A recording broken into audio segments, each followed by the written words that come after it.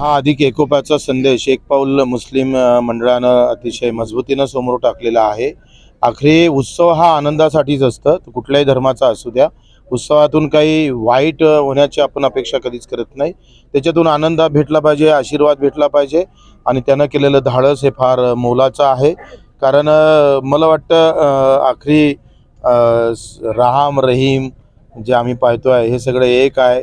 ईश्वर अल्लाह तेरे नाम अशा पद्धतीचं महात्मा गांधीजीनं ज्या पद्धतीनं समोर संदेश दिला होता, अखेर मला वाटतं त्यांनी जो प्रयत्न केला हा एक पुन्हा पुऱ्या महाराष्ट्राला एक नवीन संदेश देणारा आहे. एका इकडे दंगलीचं स्वरूप प्राप्त होत असताना सुद्धा एक मोठं धाडस मुस्लिम बांधवांना इथं केलं. त्याला मी सलाम करतो, त्याला मानाचा मुजरा अर्पण करतो. एक नवीन एकोपाचं मंत्र त्यांनी इथं सुरुवात केली म्हणून त्यांचे आभार मानतो. मला असं वाटतं का आम्ही राजकारणी लोकच हे सगळं करत राहतो. आम्हाला मतं हे फुकटात पाहिजे असते, कमी मेहनतीत पाहिजे असते आणि झेंड्याच्या राजकारणात हे मतं फार स्वस्त भेटतात, कमी याच्यात भेटतात, कमी मेहनतीनं भेटतं. एखाद्या इकडे सांगितलं का हा आपल्या जातीच्या विरोधात आहे तर अख्खं गाव ते विरोधात मतदान करायला तयार असते आणि ते सोपं राजकारण आजकाल फार लोक स्वीकारतात आणि त्याच्यातून असे काही युवक समोर आल्यानंतर मला वाटतं त्या सगळ्या गोष्टीला आळा बसते. हक्काची लढाई मागं पडतं आणि धार्मिक लढाईमध्ये मोठा तेळ निर्माण होण्यात वेळ लागत नाही. मला वाटतं इथंच आपण सगळे मागं राहिलो आहे. अधिक कष्ट करणारा रोज मरते आणि बेमानीनं जगणारा पण धर्माचं नाव घेऊन जगत असला तर त्याच्या घरी मात्र सगळा मलिदा सगळा पैसा तिकडे जातं आणि राजकारण तिकडे जातं.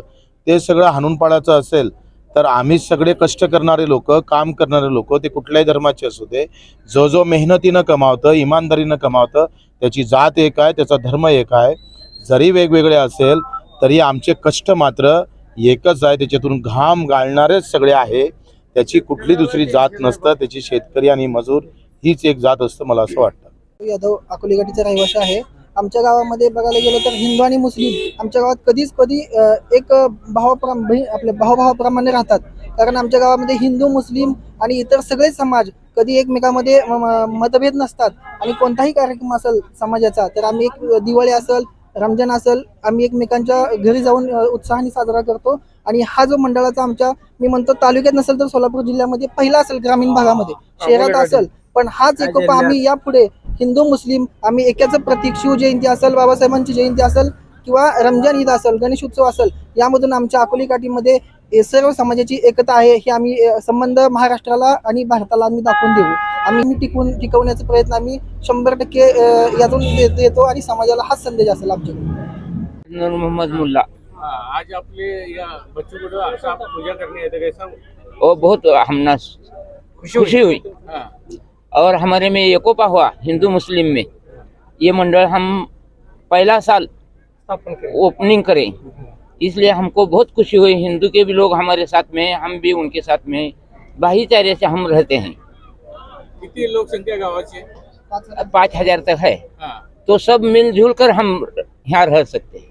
किती मंडळ बसवले, काय किती मंडळ? चार 5 हैं हमारे गांव में, 4 हैं मंडल, उसमें हमारा एक मंडल है।